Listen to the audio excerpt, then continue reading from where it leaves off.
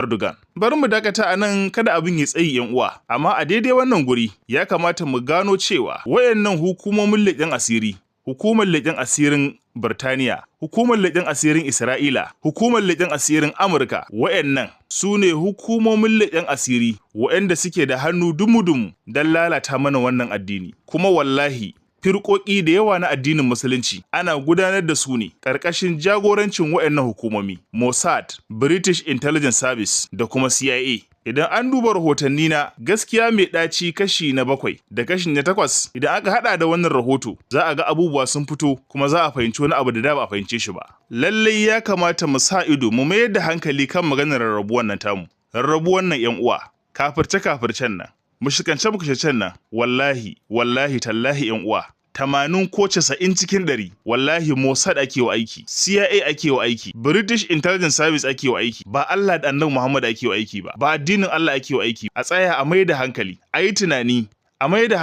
tunani, akwai tushe da dalilin da yasa ake rarraba kawunan nan namu. 'Yan uwa, bari dai in gutsura muku wani abu, wataƙila kwakwalwar kuwa ta ƙara buɗewa. Ku gane daga ina gizo ke sakar ne. Ku daina saba lamba. If you wanted to stop Africa from becoming a superpower, you wouldn't have to invent a new strategy. The blueprint has already been written, tested, and perfected over centuries. You'd start by making sure Africa never unites. Idan kuna so ku tabbatar da cewa Afirka bata zama super power ba, ma'ana bata mallaki karfin tattalin arziki, karfin technology, karfin soji kamar yadda suke a hannun turawan ba, to abu ne da yake buƙatar ku zo da wayannan tsare-tsare. Ko da yake wayannan tsare-tsare ma tun an shirya su kusan sama da shekara 100 da ya gabata. Abu na farko shine ku tabbatar da cewa Afirka ba su samu haɗin kai ba. Ku tabbatar da cewa Afirka ba su haɗe ba, ba su zama al'umma ɗaya ba.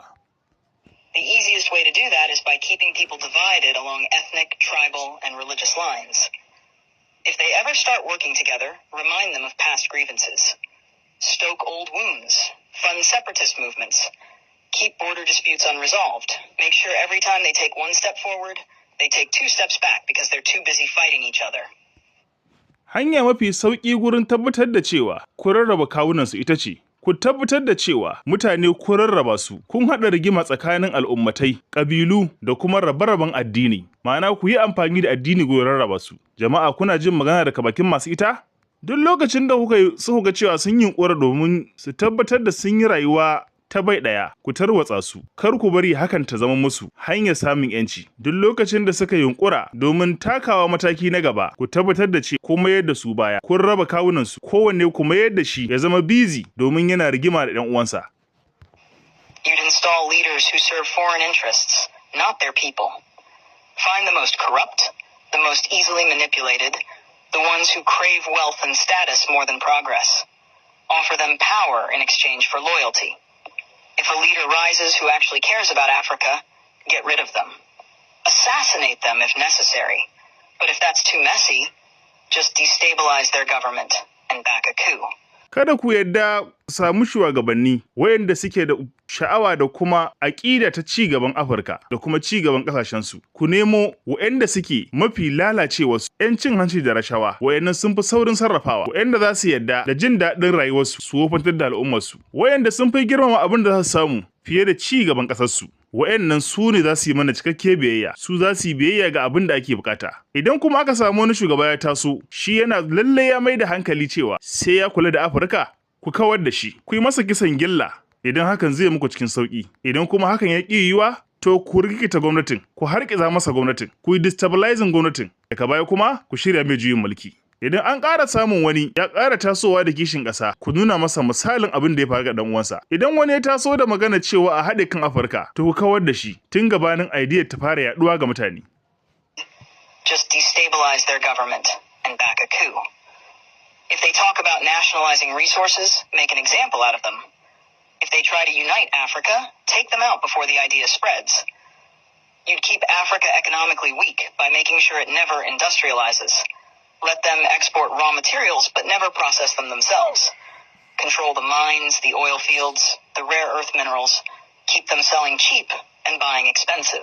Ku tabbatar da kun mamaye dukkanin tattalin arzikinsu. Idan an zo maganar tattalin arziki, to ku tabbatar da cewa kun bar Afirka da tattalin arziki mafi rauni. Ku karya tattalin arzikin Afirka, ku tabbatar da cewa rukunin masana'antunsu bai fara aiki ba, sun zama unindustrialized. Kawai ku bar Afirka da zama hanyar samar da fitowar kayayyakin ayyukanmu, kayayyakin da kamfaninnukanmu za su yi amfani da shi, wato raw materials. Wannan kaɗai muke so ya rika fitowa daga Afirka, ba sarrafan kaya ba. Sannan kar ku bari su fara sarrafa koda kayan da zai ishe su ne da kansu, ba ma su fitar da shi wata duniya ba, saboda su ɗin kasuwa ce. Idan an shigo harkar makamashi, kamar maganar man fetur, ku samar da shi ga yankinku ya zama da arha, amma a ɓangaren su Afirka ku tabbatar da ya muguwar tsada. Idan kuma an ƙara samun wani ɗan kasuwa ko wata gwamnati ta fara ƙoƙarin cewa za ta gina rukunin masana'antunta zai yi ƙarfi, to ku lalata tsarin. Ku yatsa propaganda a kansa, ku yi abin da ake ce da shi sabotage, kamar abin da aka yi wa China akan farin magi kenan. Aka kori farin magi, aka kawo reko,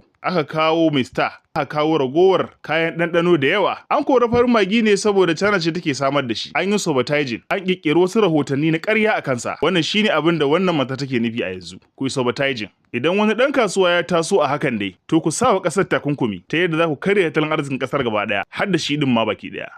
Local opposition crash its economy. If that doesn't work, orchestrate a civil war. People can't build when they're too busy trying to survive. You'd make sure their education system produces workers, not innovators. Teach them history that glorifies their oppressors. Make them think their cultures are primitive. Their ancestors were savages. Their future depends on foreign approval. Train them to memorize, not to think critically. Keep their best and brightest looking overseas for opportunities. Make them dream of escaping Africa rather than fixing it. Offer scholarships that take their top minds to the West and never encourage them to return. Let the continent keep training doctors and engineers only for them to go enrich other nations. Idan wannan ƙasar ta takura, lallai sai ta tashi rukunin masana'antunta, to ku jefa ƙasar basasa. Ku karya tattalin arzikinta. Mutane ba za su mayar da hankali wurin gina ƙasarsu ba, za su mayar da hankali ne ya za su rayu saboda masifar bahasa da take damunsu. Ku tabbatar da cewa tsarin iliminsu kawai zai rika samar da ma'aikata ne kawai, ma'ana ya samar da leburori. Leburori fa zai samar, ba masu ikira ba, ba masu ƙoƙarin kawo sabbin al'amuran ci gaban ƙasa ba. Kowa burinsa ya samu aiki, in ya gama jami'a ya zai samu aiki kawai, ya dai koma lebura. Kamar yadda aka shirya mana. Ku koya musu su gano cewa kyakkyawar gobansu ba da samu ba sai an samu amincewa ku turawa, komai nasu ya kasance a hannunku. Ku nuna musu cewa an zo karatu hadda kawai ake bukata, ba tunani akan ilimin ba. Idan ka haddace kawai, shi kawai ake bukata, ba wai kamar da ilimin ka matso shi zuwa ga samar da wani natija ba. Kamar yadda malaman jami'o'inmu a yanzu mafi yawa abin da ake kenan. Zaka ji mutum yana cewa ka bani abin da na baka, ma'ana iya abin da ya koya maka shi kawai yake so ka bashi. Dan uwa bai sani ba ya shiga ragar Yahudawa. Allah ya ganar da mu. Ku zazzabe masu kwakwalwarsu, ku danka musu scholarship, tallafin karatu zuwa kasashen mu. Idan kuma sun tafi, ku tabbatar da cewa ba su dawo ba. Su tsaya a nan su gina kasar mu, kar su da cin kasar su. Saboda already tunan mun lalata musu kasar gaba daya. Ku mallaki kafafen sada zumunta, ku mallaki dukkanin kafafen bada labarai. Ku rika juya labarai yadda kuke so. Su kasance duk abin da suke so. Abin da kuke buƙatar su sani shine za su sani. Abin da kuke buƙatar su yi tunani akan sa shi za ku yi musu tunani akai. Kar ku bari san gaskiyar me yake faruwa a duniya. Ku kuma nuna musu cewa su talakawa ne, mu ne masu tausayin su. Ba kuma za su iya rayuwa ba tare da tallafin mu ba. Dole sai mun tallafa musu sannan za su iya yin rayuwa. Da zarar kun ga wani abu na ci gaba ya bullo daga Afirka, ku yi maza ku je ku zuba hannayen jarunku. Ku siye idea. Kar ku bari ta fito da sunayen Afirka. Ku tabbatar da cewa ƙasashen nan nasu baki ɗaya sun kasance sun mayar da komai na kasuwanci. Drown them in debt policy, frame it as an anomaly rather than proof of competence. You'd make sure they remain dependent. Drown them in debt. Offer loans with impossible conditions. Force them to privatize everything so foreign corporations own their water, their electricity, their land. When they struggle, give them just enough aid to keep them alive, but never enough to make them self-sufficient. Ku tabbatar da cewa sun mayar da komai nasu na kasuwanci, sun mayar da harkokin wuta, harkokin ruwa, harkokin kowane more rayuwa. Ku tabbatar da cewa sun mayar da shi na kasuwanci, ta yadda za mu iya zuba hannayen jarinmu a ciki don mu samu cikakken control akan rayuwarsu baki ɗaya. Kada ku taɓa bari su tsaya da ƙafafuwansu, ku tabbatar da ƙafafuwanku suke tsaye, kuma tabbatar musu da cewa zarar sun zame to faɗuwa za ku yi. Ku sa kowane lokaci su rika neman taimako a ƙasashen waje su zama kamar mabarata. Yan uwa bari in bar wannan magana haka. Na dai san yanzu kun gano wasu al'amura da yawa, kuma kun gano wasu abubuwa yadda dalilin faruwar su take. Waɗannan fa su ne NATO. wacce a yau din nan Vladimir Putin ya kaddara ta a matsayin kungiyar 'yan ta'adda. 'Yan uwa kungiyar da 'yan ta'addan ne, kuma dai wayannan hukumomi na leƙen asiri guda uku da na lissafa a baya, wato Mossad ta Isra'ila, CIA ta Amurka da kuma British Intelligence Service ta Birtaniya su ne a gaba gurin gudanar da wannan al'amari. Ana neman Larabawa ne kawai idan wuri ya kasance na addini ne, to hanya mai sauki gurin shiga da kuma rusa al'ummar wannan guri shine a yi amfani da Larabawa kawai, domin akwai cikakken imani da kuma yadda da mutanen musulmi suka yi wa Larabawa da amincewa, to sai a yi amfani da su shigo da babban tsarin da suke da shi na addini da shirye-shiryen da suka shirya da rarraba kawunan al'umma. Kun dai gano ta ina rarraba kawunan ta samu asali? Na karanto muku, na biya muku, na kuma kunna muku kunji. Ga daga inda al'amarin ya taho. Allah ka nuna mana gaskiya, ka ba mu ikon binta, ka nuna mana ƙarya, ka ba mu ikon kauce mata. Alfamar Annabi Muhammad sallallahu alaihi wasallam. Yan uwa bari mu tafi ƙasar Amurka, inda anan ma za mu jiyo me ke gudana a wannan yanki. Jaridar Almayaddin ta rawaito cewa wani babban rahoto ta rawaito a ranar 12 ga watan Mayu shekarar 2025. Ga rahoton kamar haka. Jami'an shiga da fice sun kama wani jirgin dakon ɗaukar kaya a filin sauka da tashi na jirgin sama na JFK Airport da ke New York. Sun kama wannan jirgi wato cargo ɗauke da manya-manyan kayayyakin fashewa da kuma sinadaran haɗa wa'annan makamai har ton 14,000 wanda aka shirya su zuwa ƙasar Isra'ila. A cargo flight carrying 14 tons of explosive is detained, traveled to Israel. Weapons manufacturer IMI system was scheduled to depart JFK Airport on Saturday, making one of the largest explosive transfers through the airport. Amurka ta rike wannan jirgi da kuma dakatar da wannan kayayyaki zuwa ƙasar Isra'ila saboda cargo ɗin yana ɗauke da wasu kayayyaki na yaƙi. Bayan wancan adadi na bom kuma sinadaran haɗa bom ɗin wanda nauyinsu ya kai ton 14, to har da harsashai yanda ake ƙera wannan bindiga ta sniper bullet da artillery shells, duka harsashensu, sinadarin haɗa harsashensu duka su ne aka haɗa a wannan jirgi. An shirya wannan jirgi zai sauka a Bangariyon Airport ranar Lahadi. 'Yan uwa akwai wata magana ko wata kalma da na faɗa, wato IMI system, wato Israel Military Industry.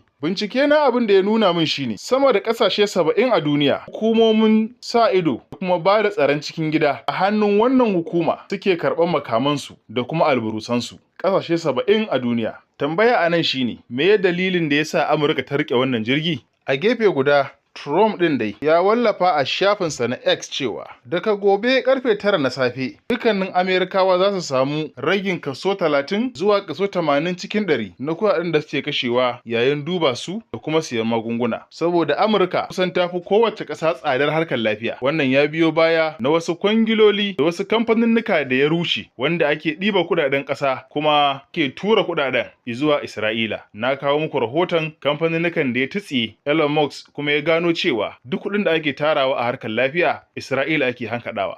'Yan uwa yau din ne dai ƙasar Saudi Arabia ta karɓi bakuncin shugaban ƙasar Amurka Donald Trump don tattaunawa akan abubuwa da yawa. Wannan tattaunawa dama tun gabanin a yi ta kwana 3 ko 4 da suka gabata na gaya muku cewa zai shigo ne ya fita da fitarsa. Kuma duk maganganun da yake ta faɗa na cewa zai yanta Palestine, zai yi wasu maganganu lokacin yinsa na gaskiya yana nan tafi. Amma a yanzu duka tarko waya Larabawa kuma sun fada. Nan take muka ga sarkin Qatar ya gwangwaje shugaban kasar Amurka da sabon jirgi a matsayin kyauta da kuma neman gindin zama. Jirgi na miliyoyin daloli, jirgi irin na alfarma, irin wanda ya dace da shugaban kasar Amurka. Amma sun kasa shigar da agaji da kayan abinci da 'yan uwansu Larabawa suke ciki, wato mutanen Palestine. Amma har sun iya bawa shugaban kasar Amurka kyauta ta irin wayannan jirage wanda baya bukatar su. 'Yan uwa Qatar ɗin nan ne fa da Masar suka shiga tsakiya domin sulhu da sasantawa tsakanin mutanen Hamas da Isra'ila, kuma su ne masu tabbatar da cewa an bi wannan dokoki. 'Yan uwa tun daga ranar da aka yi wannan yarjejeniya babu ranar da Isra'ila ba ta karya wannan yarjejeniyar. Me suka ce wa Isra'ila? Mutum nawa suka kashe a wannan yarjejeniyar? Kun tabbata sun yi magana? Sun ce abin da aka yi ba daidai ba ne? Dama sun yi hakan ne don a kashe Falastinawa saboda sun faɗi matsayarsu a kansu. Amma su mutanen duniya ba za su gane ba, Ubangiji bai yi wannan aikin kowa ya gani ba. Sai Allah ya aiwatar da haka, duniya ta san su waye wayannan mutanen. Awa 24 kafin shigar Donald Trump cikin ƙasar Saudi Arabia ya bayyana cewa ba zai amince da shirin nukiliya da ƙasar Saudi Arabia take buƙatar yi ba har sai Saudiya ɗin ta tabbatar da cewa ta karɓi Isra'ila a matsayin ƙasa. Amma a yau ɗin nan da ya sauka ya ji ruwan daloli, an ɗora masa manyan kuɗaɗe sai ya fito ya faɗi cewa ya aminta ko zai aminta da shirin nukiliyar ƙasar Saudi Arabia ko da Saudiya bata bayyana cewa ta amince da ƙasar Isra'ila a matsayin ƙasa ba. Abin tambaya a nan shine, shin wai da gaske Saudi Arabia bata karɓi Isra'ila a matsayin ƙasa ba? Wannan amsar za a ce haka aka gaya wa duniya, haka kuma aka shirya. Amma idan mun kalli abin ta fuskar nazari, za mu ga abubuwa da yawa da yake nuna wannan duka wasan kwaikwayo ne. Shiri ne da kuma yaudarar da ake so a yaudarar al'ummar annabi da ita. Ya za a yi mutum ya ƙi jininsa? Ai jini ba wasa ba ne. An yaudara al'ummar musulmi ne da cewa ƙasar Saudi Arabia bata ma kalli ko bata ma karɓi ƙasar Isra'ila a matsayin ƙasa ba, saboda kada mutane hankalinsu ya kawo kan ƙawancen ƙasar. Saboda Jamhuriyar Musulunci ta Iran ita ma bata karɓi Isra'ila a matsayin ƙasa ba, amma bari mu duba mu gani. Tunda duka su biyun sun yi furici iri ɗaya, sai mu duba mu gani a zahiri wanne ne yake aiwatar da abin da gaske, wanne ne kuma yake yin yaudara. Duk inda zaka kewaya a Jamhuriyar Musulunci ta Iran, ba za ka samu wani abu wanda zai kasance mallakar Isra'ila bane a cikin ƙasar. Manya-manyan kamfanunukanta na zuba hannayen jari babu su a wannan ƙasa. Amma ina tabbatar maka da cewa babu wani kamfani da Isra'ila ta mallaka wanda babu shi a Saudi Arabia. Har yanzu bata kalle ta a matsayin ƙasa ba? Isra'ila da Saudiya suna da cooperation, haɗaka akan sha'anin tsaro da kuma bada bayanan sirri. Akwai wannan yarjejeniyar kuma an ƙulla ta tun shekarun 1981. Akwai yarjejeniyar inganta harkokin aikin gwamnati da ke tsakanin Saudiya da Isra'ila. Wannan ita ma an ƙulla ta tun shekarun 1991. Akwai hada-hadar kasuwanci na kayayyakin tasarifi na yau da kullum wanda suke shigowa daga cikin Isra'ila. A ƙidayar shekarar 2011 akwai kayayyakin da suke shigowa daga Isra'ila zuwa Saudiya har guda 7,400. Kaya kala daban-daban, kayayyaki kala 7,400. Shi ma har yanzu a nan Saudiya ba ta yarda da Isra'ila ba a matsayin ƙasa? Wallahi ina da evidence, hujjoji wayanda zan iya yin rahoto na musamman a kansu da zai iya ɗauke minti 20 ko 30. Ina kawo agreement ɗaya wanda Isra'ila da Saudiya suka sanya hannunsu. Allah ka nuna mana gaskiya. An yarjejeniya a yau, Saudiya za ta sai makamai a hannun Amurka har na dala biliyan 244. Wannan wai duk kuɗin makamai ne da Saudiya ta siya. Banda kuma abubuwan da aka yaɓoye, tunda 'yan uwan kuka duba tafiyar da Elon Musk aka yi ta. Shi kuma iya duba guraren